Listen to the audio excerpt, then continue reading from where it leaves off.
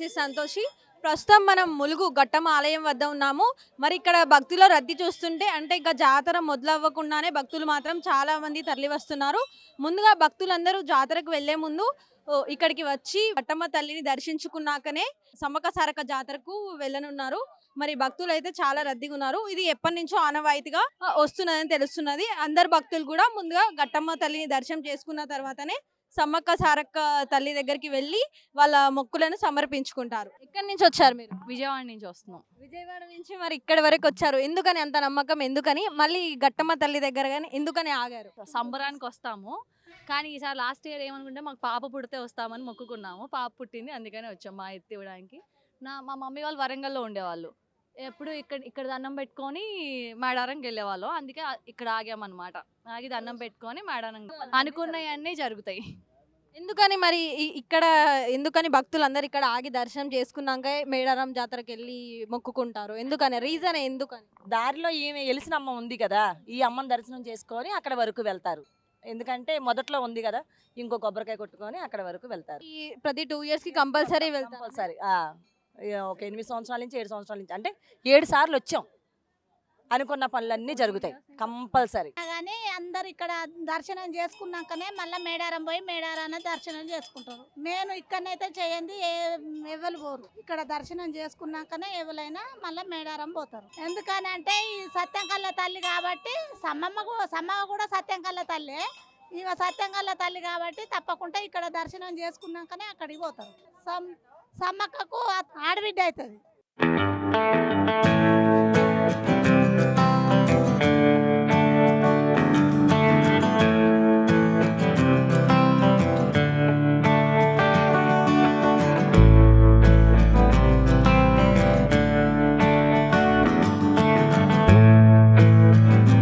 ప్రస్తుతం మనం సమ్మక్క సారక్క మేడారం జాతర వద్ద ఉన్నాము.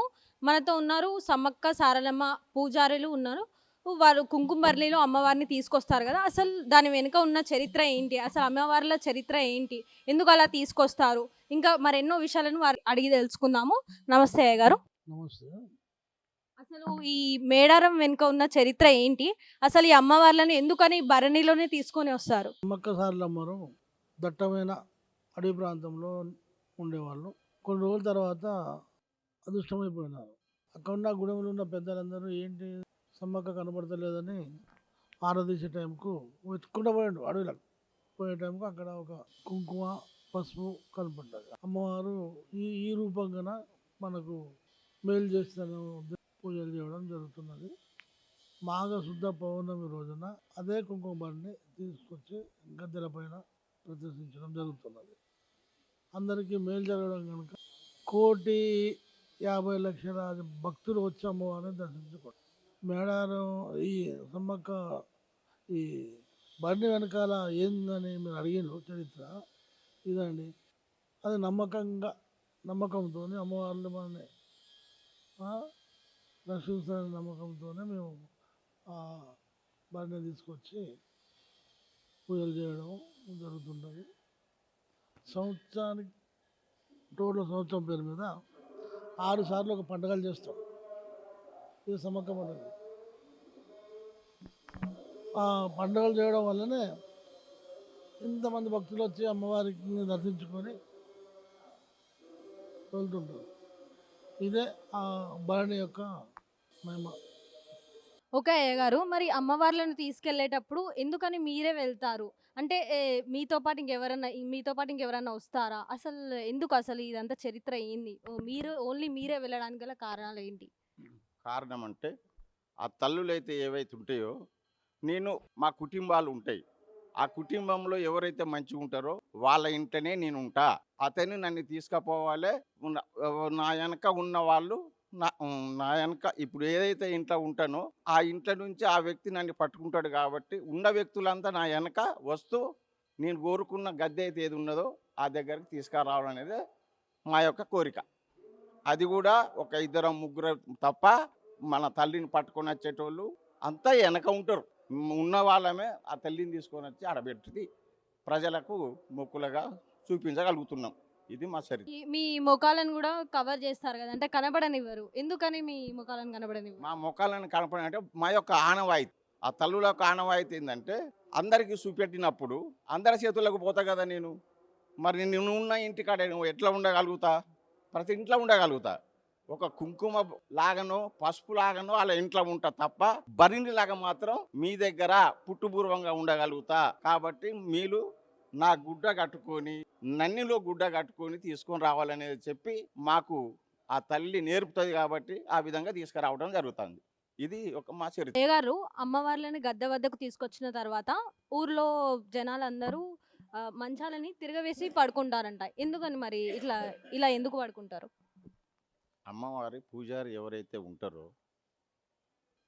అయినా దానికి సేవకుడు సేవకుడు ఏ ఇంటికైతే పోతాడో అక్కడ ఉన్నటువంటి వాడపడుసు తిరిగేసి మంచంలో పడుకోవాలి. అదొక ఆనవాయితీ. ఇతను ఏం చేస్తాడంటే అక్కడికి పోయినప్పుడు ఆమె పడుకుంటుంది కాబట్టి అక్కడ ఉన్నటువంటి కుర్చో లేకపోతే మన గద్దె దాని పీటో దాని మీద కూర్చోగలుగుతాడు. ఈమె నిండు మంచం మీద నిలబడి ఉన్నదనుకో అంటే ఈనాడి గౌరవాన్ని ఇయ్యది కాబట్టి అక్కడి నుంచి ఈ తల్లిని మోసే పూజారి ఎవరైతే ఉంటారో ఇవన్నీ తిరిగి రావటం జరుగుతుంది. కాబట్టి అది వెనకటి ఆ ఆనవాయితీ ఉంటుంది కాబట్టి ఈ ఈ మగశుద్ధ పౌర్ణమి నుండి ఈ పూజారి గద్దెకి తీసుకొని వచ్చి మళ్ళీ పోయి ఆ ఊరిలో ప్రతి ఒక్క ఇంటికి పోవాలి. ఆ ఇంటికి పోతా అనుకున్నప్పుడు ఆ ఇంటికాడ అదే పరిస్థితి ఏర్పడుతుంది. అది ఎల్లకాలము ఆ పూజారి ఏ ఇంటికి పోయినా అదే పరిస్థితి ఏర్పడుతుంది. ఇది వెనకటి నుంచి మా తాత ముత్తాతల నుంచి వచ్చినటువంటి ఆనవాయితీ. ఇది పూజారిగా గౌరవంగా మన టీవీగా చెప్తున్నాం. అయ్యగారు మరి ఆదివాసుల్లో కూడా కులవేల్పులు ఉంటారని మాకు తెలుసు. మరి అసలు ఇందులో ఎన్ని కులవేల్పులు ఉన్నారు? ఎంతమంది ఉన్నారు? గోండులు కానీ వీళ్ళందరూ అసలు ఎంతమంది ఉన్నారు? వీళ్ళ చరిత్ర ఏంటి? సమ్మక్క, సారలమ్మ, నాగలమ్మ, పడిగిద్దరాజు, గోవిందరాజు, జంపన్న, కోలకాడు, కాటాల నాయుడు, గండ్రగొడ్డలి, ఉయ్యాల బాలుడు, సంతాన బాలుడు, బాలకుమారస్వామి, సిక్కువెలుపు, చిల్లేలుపు, కాటారుడు, పెదసూరు గోండె, చిన్నసూరు గోండె, కార్తికేయరాజు, శ్రీకర్రాజు, పాండురాజు, ఎడమరాజు, పడిగిద్దరాజు, గోవిందరాజు, కాసాల బాలుడు, కాసాల నాగయ్య, ముసలయ్య, సిక్కువేలుపు, సిల్లేలుపు, పెదపాపయ, పెదసమ్మయ్య వీళ్ళు ఈ యొక్క దేవస్థానాన్ని ముందుకు తీసుకొస్తూ ఎవరైతే మా ఆదివాసీ బిడ్డలు ఉన్నారో ఏ కుటుంబానికైతే ఏ పేర్లు ఉన్నాయో పాయమోడు ఉంటాడు, కురుసమ్మోడు ఉంటాడు, కాకోడు ఉంటాడు, సిద్ధబోయినోడు ఉంటాడు, ఇంకా ఆలమోడు ఉంటాడు, రేగోడు ఉంటాడు, పూనెమోడు ఉంటాడు, తురుసమోడు ఉంటాడు, తూలెమోడు ఉంటాడు. అన్నీ మా దాంట్లో చాలామంది ఇంటి పేర్లు ఉంటాయి. వాళ్ళ గోత్రికాలు ఉంటాయి. 3వ గట్టు నుంచి 7వ గట్టు వరకు గోత్రాలు ఉంటాయి. గోత్రికాలను బట్టే వియ్యం పెళ్ళిళ్ళు చేసుకుంటారు. ఆ పెళ్ళిళ్ళు చేసుకుంటారు కాబట్టి వాళ్ళ దేవునికి వాళ్ళు మొక్కుకుంటారు. కాబట్టి ఈ భక్తజనం అందరికీ ఈ ఈ దేవస్థానంలో ఉన్నటువంటి ఈ పండుగలు ప్రతి ఊరిలో చిన్న పండుగగా వాళ్ళ పండుగ చేసుకుంటూనే ఉంటారు. ఇది మా గోండు జాతుల యొక్క దేవస్థానాలు ఇన్ని ఉన్నాయి అని చెప్పి ఈ పూజారిగా మీకు తెలియపరుస్తున్నా. అయ్యగారు భక్తులందరూ మేడారంకి వచ్చిన భక్తులందరూ జంపన వాగులో కంపల్సరీ స్నానం ఆచరిస్తారు. ఎందుకని మరి జంపన వాగులో స్నానం ఆచరిస్తారు? అసలు ఈ చరిత్ర ఏంటి? జంపన వాగు చరిత్ర ఏంటి? జంపన్న వాగులో స్నానం చేస్తారు. ఎందుకు? వాళ్ళ యొక్క చెడు తొలగిపోవటందుకు. దుష్టశక్తులు ఆవరించి ఉంటాయి కదా కొంతమందికి. ఆ దుష్టశక్తులన్నీ చెడు తొలగిపోవటందుకు జంపన్న వాగులో వీళ్ళు స్నానం చేస్తారు. చేసి వచ్చి అమ్మవాళ్ళను దర్శించుకుంటారు. దర్శించుకోవడం వల్ల ఎలాంటి ఈ చెడు శక్తులు అనేది మనమైనా రావు మనకు అనేది ఒక భక్తుల యొక్క నమ్మకం. దాని జంపన్న వాగని అందుకే వచ్చింది. అందులో అక్కడ జంపన్న యుద్ధం చేసి చనిపోయాడు కనుక ఆ వాగులో స్నానం చేస్తే మనకి ఎలాంటి జబ్బులు రావు అని భక్తుల నమ్మకం కాబట్టి అది. అసలు జంపన వాగుని ఎందుకని జంపన వాగుకి ఆ పేరు వచ్చింది? అసలు ఈ జంపన వాగు వెనుకున్న చరిత్ర ఏంటి? వాస్తవంగా జలకపు వాగు, జలకం జలుతాం, ఒక బుర్రలో పెట్టుకొని నీళ్ళుంటాయి, అలా పసుపు ఇవన్నీ వేసి జలకం చల్లుతాం అన్నట్టు. ఇప్పుడు ఒకవేళ మీ పైన శివశక్తులు దేవుడు వస్తుంది మీకు, అది ఎప్పటికీ ఒక గంట సేపు తూలుతూనే ఉంటుంది దేవుడు. శాంతింపజేయాలంటే ఈ జలకం తీసి ఆ చల్లాల, ఆ దేవుడు వచ్చే వాళ్ళు ఉంటారు కదా, చల్లాల. ఆ, అప్పుడు అది తగ్గుతుంది అన్నట్టు. అది జలకపు వాగు, దాన్నే జంపన్న వాగుగా మారిపోయింది. ప్రకృతి వికృతి అట్లా. సమ్మక్క సారక్క కుటుంబ సభ్యులు జంపన్న ఉన్నారు, ఇంకా పగిడిద్దరాజు, గోవిందరాజు, వీళ్ళందరూ అసలు ఏమవుతారు, వీళ్ళ చరిత్ర ఏంటి? సమ్మక్క సారలమ్మ తల్లి బిడ్డలు. పగిడిద్దరాజు భర్త, సమ్మక్క భర్త. గోవిందరాజులు మరిదెత్తరు. జంపన్న కొడుకు. ఇట్లా ఇదంతా ఒకటే కుటుంబం వీళ్ళది. వీళ్ళు పగిడిద్దరాజు పూనుగుల కామారం పోల్చున్నారు. కొండాయిలో గోవిందరాజులు, కండపల్లిలో సారలమ్మ, మేడారంలో ఇట్లా వేరుగానే వాళ్ళు పూజించుకునేది. కాకపోతే ఏంటంటే కొన్ని సంవత్సరాల తర్వాత ఒక దగ్గర అంతా ఒక దగ్గరనే చేర్చుకొని ఎక్కువ ఉత్సవాలు చేయవచ్చు అమ్మవార్లకు కానీ దాని మీద మొత్తం ఈ దేవతలను తీసుకొచ్చి ఒక దగ్గరనే పెట్టి పూజించడం జరుగుతున్నది. ఒకటే కుటుంబీకులు అందరూ. అయ్యగారు, మరి ఈ జాతర 2 సంవత్సరాలకి ఒక్కసారి మాత్రమే ఎందుకు ఇంత వైభవంగా జరుగుతుంది? ఇది మామూలుగా ప్రతి సంవత్సరం చేసేది. కాకపోతే ఏంటంటే అప్పుడు చాలా కరువు కాటకాలు వచ్చే పరిస్థితి అన్నట్టు. అమ్మవారికి కనీసం పశువుకు వేద్దామన్నా కూడా డబ్బు లేని పరిస్థితి. కనీసం కొంచెం అమ్మవారికి ఆరబోసినందుకు ఏది మత్తు పానీయాలు కూడా లేని పరిస్థితి, డబ్బులు. అందుకని అప్పుడు ఈ ఆర్థిక పరిస్థితుల వల్లనే 2 సంవత్సరాలు ఒకసారి చేయడం జరుగుతున్నది.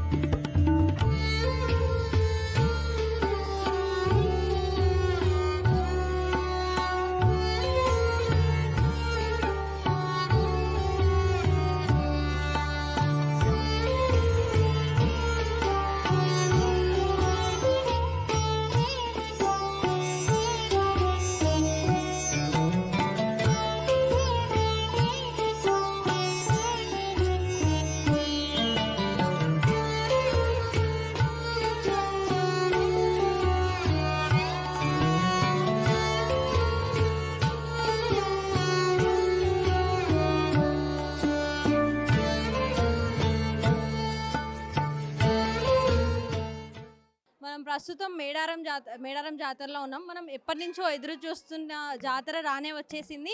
2 సంవత్సరాలుగా ఒక్కసారి జరుపుకునే ఈ జాతరకైతే భక్తులందరూ భారీ ఎత్తున తరలి వస్తారు. తెలంగాణ రాష్ట్రమే కాకుండా దేశవ్యాప్తంగా కూడా భక్తులందరూ ఇక్కడికి వచ్చి అమ్మవార్లను దర్శించుకుంటారు. మరి ఈ జాతరని మన తెలంగాణ రాష్ట్రంలో కుంభమేళా అని కూడా అంటారు.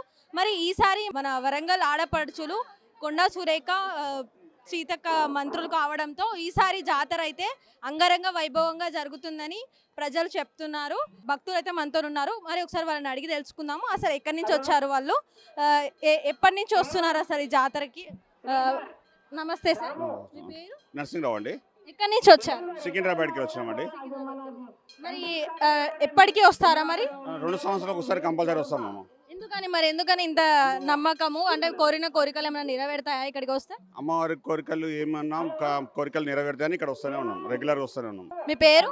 సుప్రియ అండి. ఎక్కడి నుంచి వచ్చారు? సికింద్రాబాద్ నుంచి వచ్చి. సికింద్రాబాద్ నుంచి వచ్చారు. ఎందుకని మరి ఇంత తొందరగా వచ్చారు? ఇంకా జాతర స్టార్ట్ అంటే ఇంకా లేట్ అయినా కొద్ది ఇంకా రష్ ఎక్కువ అయిపోతుంది. ఆల్రెడీ ఇప్పటికే చాలా రష్ అయ్యింది, కానీ దర్శనం అయితే బాగా జరిగింది. రష్ ఉన్నప్పటికీ కూడా చాలా దగ్గర నుంచి అయ్యింది దర్శనం. ఎప్పుడైనా బయట నుంచి అయిపోతుంది, సరే గద్దెల దగ్గర నుంచి అయింది. ఎందుకని ఈ అమ్మవారిని అంటే ఇంతగా నమ్ముతారు? ఎందుకంటే కోరిన కోరికలు తీరుస్తారని నమ్మకం ఎక్కువ. అంటే సమ్మక్క సారక్క చరిత్ర ఏమైనా మీకు తెలుసా? నాకేం తెలియదు బిడ్డ. మేము 10 ఏళ్ళు అవుతుంది రాబట్టి, 10 ఏళ్ళు అవుతుంది. మంచిగా అనిపిస్తుంది మాకు వచ్చిన కాంచెలు అయితే. వచ్చిన కాడి నుంచి కోరిన కోరికలు నెరవేరుస్తారా మరి అమ్మవారు? పెడతారు. మంచిగా మంచిగా అనిపిస్తుంది నాకైతే. అన్ని మంచిగా అవుతాయి, ఏది అనుకుంటే అది అవుతుంది. మరి మళ్ళీ జాతరకు వస్తారా మరి 21కి? మళ్ళీ వస్తాం 21కి. ఇక రాను బిడ్డ, కాళ్ళ నొప్పులు కాదు, రాను. ఎక్కడి నుంచి వచ్చారు? ఎప్పటి నుంచి వస్తున్నారు మీరు ఈ జాతరకి? ఎందుకని ఇంత నమ్మకం? హైదరాబాద్ నుంచి వస్తున్నామండి. ఇదే ఫస్ట్ టైం మేము రావడము. చాలా బాగా అనిపిస్తుంది. అందరూ వస్తుంటే మాకు కూడా రావాలి రావాలి అనిపిస్తుంది. బాగా చేస్తున్నారు, ఇంకా కొంచెం బాగా చేస్తారు. రోడ్స్ అవి ఇవి బాగుంటుంది. బట్ యాజ్ ఆఫ్ నో చాలా బాగుంది. చాలా మహిమగల దేవుడు. ప్రతి సంవత్సరం ఇలాగే రావాలని కోరుకుంటున్నాం మేము. జాతరలు వస్తే చాలా మంది ఉంటారని తొందరగా వచ్చాం. జాతరలో ఇంకా బాగుంటుందని ఎక్స్పెక్ట్ చేస్తాం. ఎట్లున్నాయి మరి ఫెసిలిటీస్ అన్ని ఎలా ఉన్నాయి? దర్శనం చేసేటప్పుడు ఏమైనా ఇబ్బందులు ఎదుర్కొంటున్నారు? ఫెసిలిటీస్ అంటే కొంచెం రష్ చాలా ఉంటుంది. లైన్స్ అనేటివి సరిగ్గా లేవు. అవి కొంచెం అరేంజ్ చేస్తే బాగుంటుంది గవర్నమెంట్. కొంచెం వాటర్ సప్లై కానీ అలాంటివి చేస్తే బాగుంటుంది.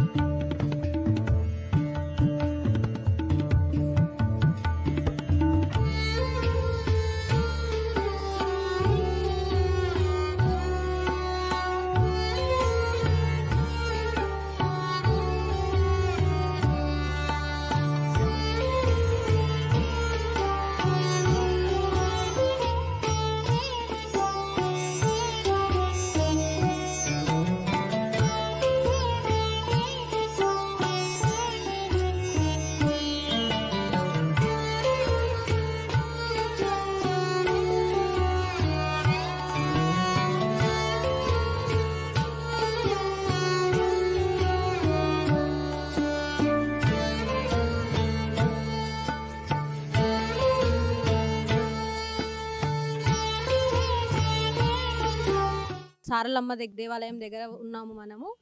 అసలైతే ఇక్కడ నుంచే గద్దెల వద్దకు తీసుకురావడం జరుగుతుంది. ఇది చాలా వరకు ఎవరికి తెలీదు. గర్భగుడిలో లోపల అమ్మవారు అయితే గర్భగుడిలో ఉంటారు. మరి ఇక్కడ నుంచే అక్కడ వరకు తీసుకురావడం అయితే జరుగుతుంది. ఇది మీకు చూపిద్దామని నేను ఇక్కడ తీసుకొచ్చాను.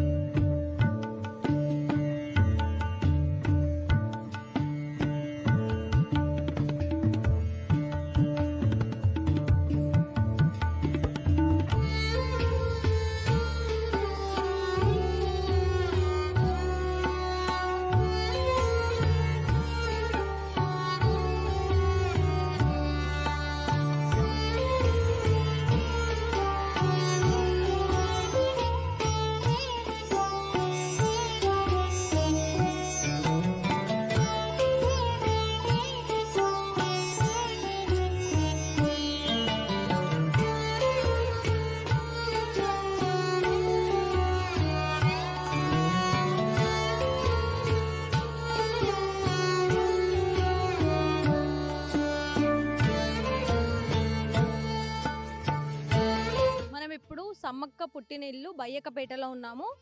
సమ్మక్క గుట్ట అని కూడా అంటారు. మీకు కనిపిస్తున్నది చూడండి, ఆ గుట్టని సమ్మక్క గుట్ట అంటారు. అక్కడ ఒక బావి ఉంటుంది. ఆ బావి దగ్గర సమ్మక్క తల్లి రోజు స్నానం ఆచరించి ఇక్కడ వరకు వచ్చేవారట.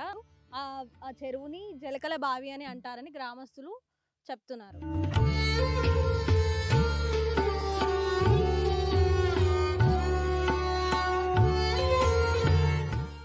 సబ్స్క్రైబ్ చేయండి. subscribe to please do subscribe to please like, share and subscribe to top Telugu TV. Top Telugu TV. Top Telugu TV. Top Telugu TV.